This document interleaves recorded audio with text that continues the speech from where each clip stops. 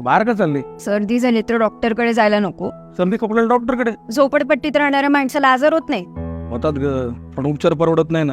आता आपल्या झोपडपट्टीत सुरू झालाय हिंदू हृदय सम्राट बाळासाहेब ठाकरे आपला दवाखाना.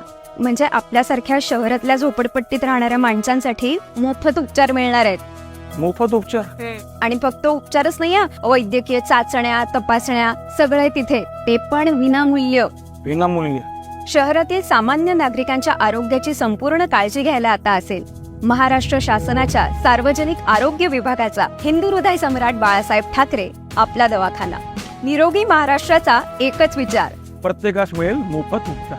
राज्यभरात 700 दवाखान्यांची योजना, 347 दवाखाने सुरू, 353 दवाखाने सुरू होण्याची प्रक्रिया चालू आहे. अधिक माहितीसाठी www.arogya.maharashtra.gov.in या संकेतस्थळाला अवश्य भेट द्या. प्रस्तुती सार्वजनिक आरोग्य विभाग, महाराष्ट्र शासन.